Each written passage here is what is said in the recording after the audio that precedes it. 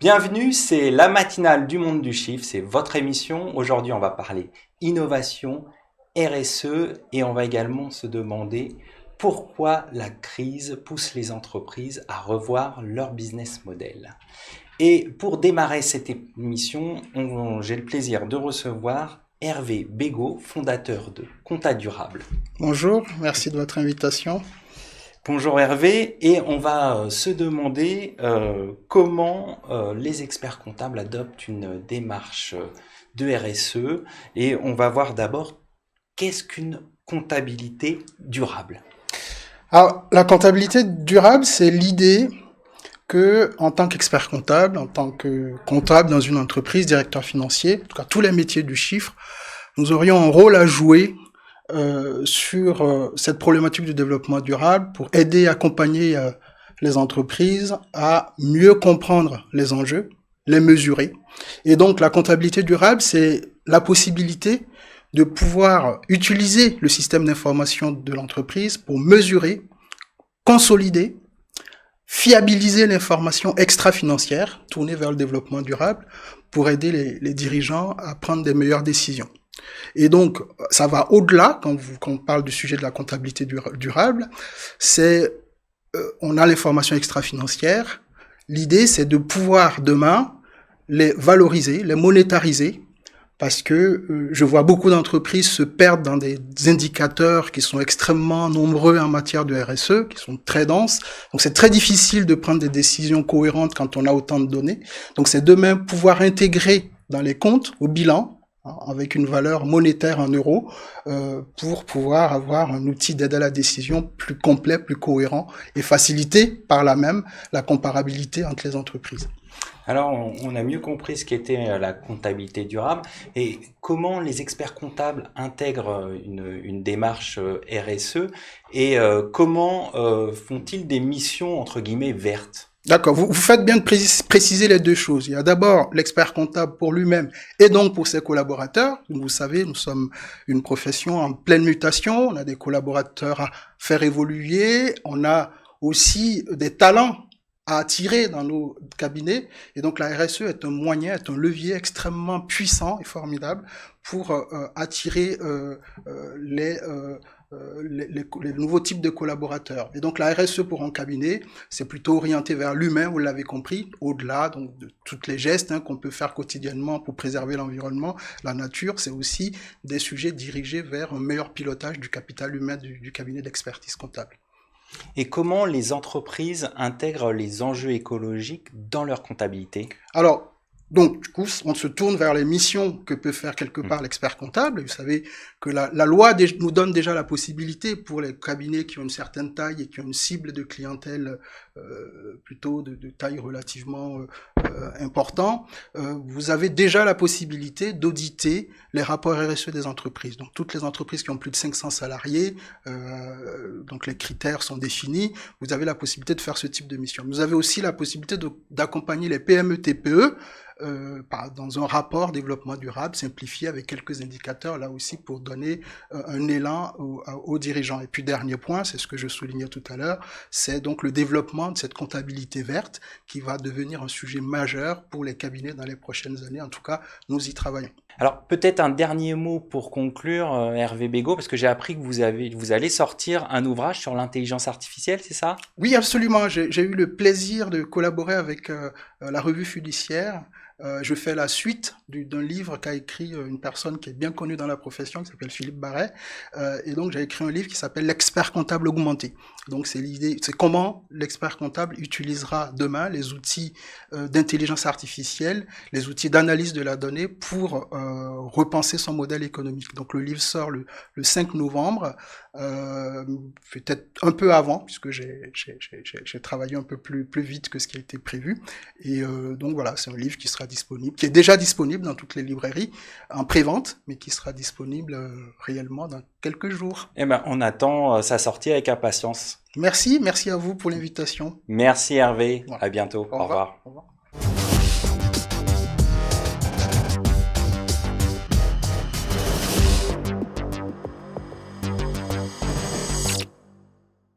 Alors, on poursuit la matinale du monde du chiffre avec Christine Gardy, chargée des métiers du chiffre et du conseil chez Finance Innovation. Christine, bonjour. Bonjour. Pouvez-vous nous présenter Finance Innovation ? Oui, donc Finance Innovation, c'est un pôle de compétitivité dédié à la finance qui a été créé en 2007 pour favoriser l'innovation dans le secteur financier. L'idée, c'est de rassembler les acteurs du marché. Donc, on travaille avec 500 membres, des TPE et des grands comptes, également des acteurs académiques de la formation et de la recherche, et les pouvoirs publics. On est structuré autour de 6 filières métiers, donc la banque, l'assurance, la gestion d'actifs, les métiers du chiffre, l'immobilier et la finance durable. Et on travaille autour de 3 grands axes, donc l'identification d'innovation au travers de labels, la facilitation de cette innovation au travers de networking et de mise en relation business, et enfin la reconnaissance de cette innovation au travers de publications et d'événements. On connaît mieux maintenant Finance Innovation, mais quels sont les acteurs que vous accompagnez ? Donc les métiers du chiffre gravitent autour de la finance d'entreprise et des problématiques du financement des entreprises et de la fonction finance. Et on accompagne donc des fintechs qui travaillent avec les métiers du chiffre, les conseillers d'entreprise et les dirigeants d'entreprise. Et également, on accompagne aussi ces métiers cibles au travers des organisations qui les regroupent, telles que la DFCG pour les directeurs financiers, la FTE pour les trésoriers d'entreprise, les experts comptables au travers des ordres, et puis également les cabinets de conseil, les credit managers, le milieu juridique également. Et enfin, on travaille également avec des écosystèmes un peu plus larges, que sont les pôles de compétitivité, donc il y en a 56, et les régions. Quelles sont les actions que vous faites auprès des métiers du chiffre ? Donc on accompagne les métiers du chiffre sur la veille d'innovation stratégique pour leur métier, au travers de comités de labellisation que l'on organise, où l'on présente des projets innovants que l'on a sélectionnés et qu'ils évaluent. Et ensuite, on les met en avant au travers d'un FinTech Community, qui est un événement dédié à l'innovation.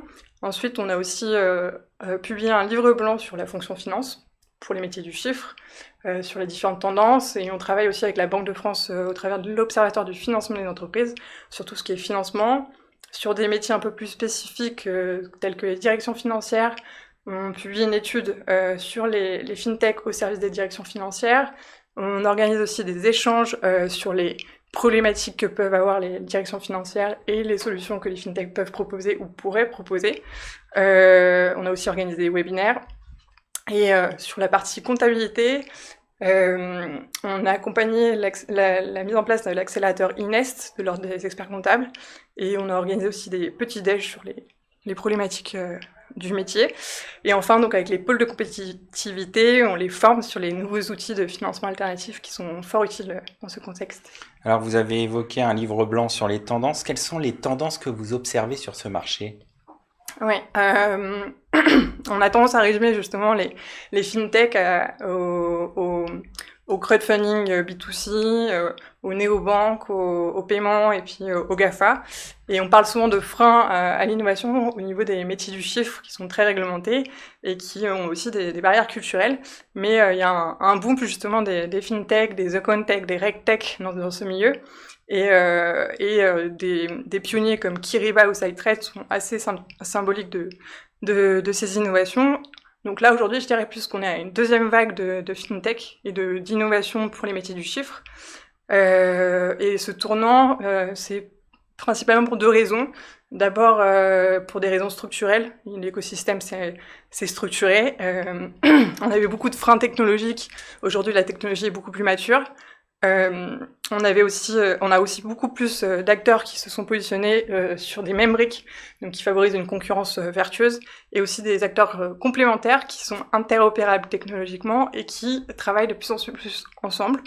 Et enfin, au niveau réglementaire, c'est aussi assez favorable. Il y a beaucoup d'évolutions réglementaires au niveau de la comptabilité avec le FEC, etc. Et la deuxième raison de ce tournant, c'est une raison conjoncturelle. avec le contexte économique. Il y a des sujets sur lesquels les fintech travaillaient depuis un moment, sur des problématiques qui ont été mises en avant par le Covid et par la situation économique. Donc je pense à notamment la surcharge des experts comptables en termes d'activité, où là, les experts comptables numérisés qui ont fait appel ou non à des fintechs, il y a eu une différence notable. Je pense aussi aux problématiques de délai de paiement, de trésorerie, d'optimisation des coûts. Là aussi, les fintechs se sont beaucoup positionnés dessus.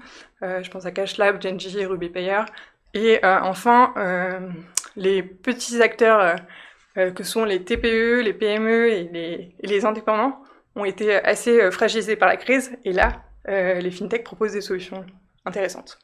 Alors justement, les fintechs proposent des solutions intéressantes. Quels sont les enjeux pour ce secteur dans les semaines qui vont arriver? Pour les métiers du chiffre, je pense qu'il faut saisir les leviers que les fintechs proposent, bien sûr, et pas se laisser dépasser par ces nouvelles tendances, ces nouvelles innovations technologiques et conceptuelles, mais aller aussi au-delà de la simple automatisation. Il y a des métiers qui sont en train de se réinventer. Il y a un temps qui est dégagé, notamment avec l'automatisation, donc il faut donner du sens à ce temps, et également des nouveaux modèles économiques à réinventer. Je pense à des projets très intéressants qui émergent, que ce soit sur la formation à la technologie pour les financiers, qui est une compétence qui n'était pas forcément dans les cursus classiques. Il y a une fintech qui propose ça, qui s'appelle Cash Story, et sur l'inclusion des projets environnementaux, là aussi, il y a quelques acteurs qui se positionnent là-dessus, sur le conseil au métier du chiffre, comme Zei, ABCSR, Champollion Finance. Donc il y a encore beaucoup à creuser au niveau des financiers d'entreprise et des fintechs. Des beaux projets à suivre, on va suivre ça avec attention. Merci Christine. Merci.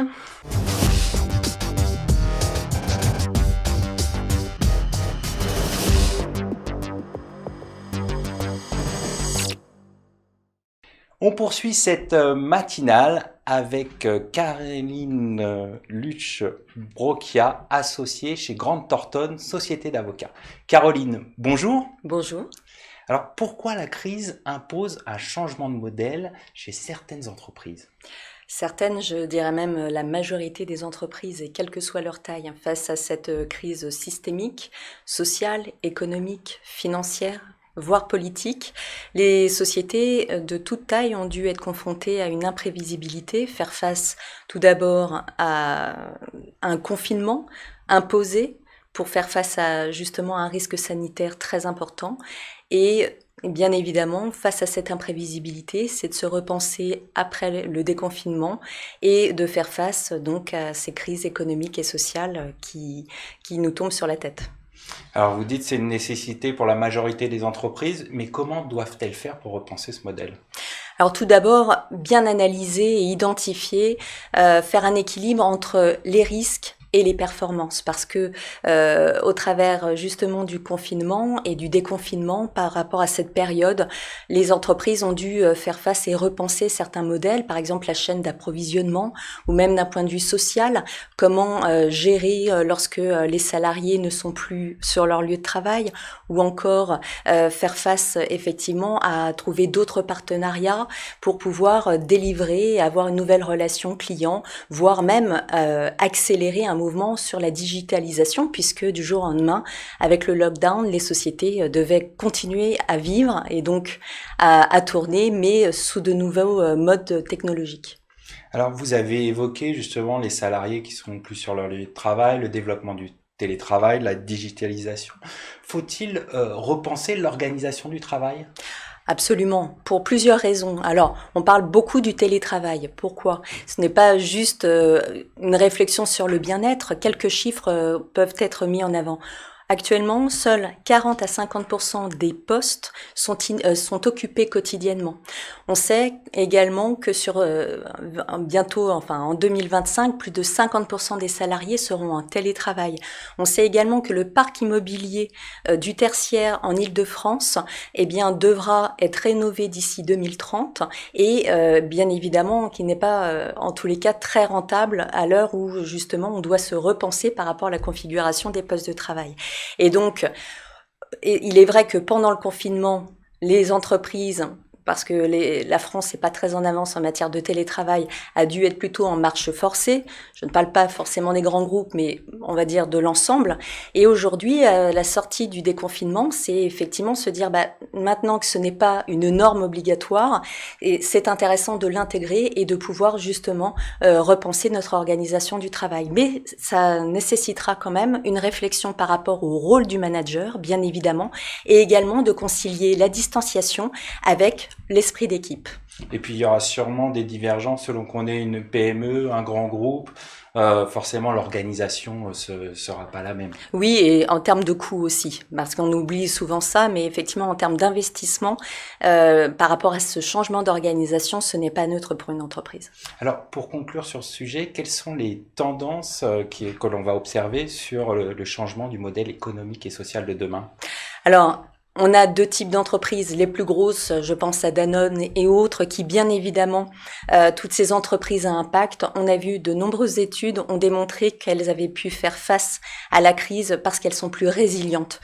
Après, la réflexion, c'est aussi, on s'adresse aux TPE, aux PME, et qui n'ont pas forcément les moyens d'avoir une réflexion RSE et d'avoir la batterie d'experts par rapport à ça.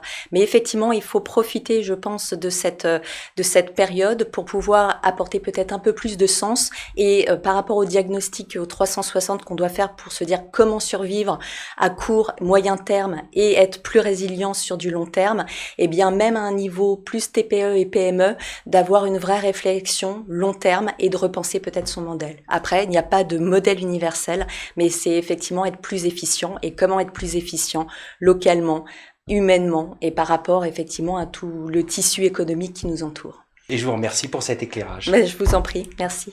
Merci à toutes et à tous pour votre fidélité et je vous donne rendez-vous le 29 septembre prochain pour une matinale spéciale en direct des rendez-vous du chiffre.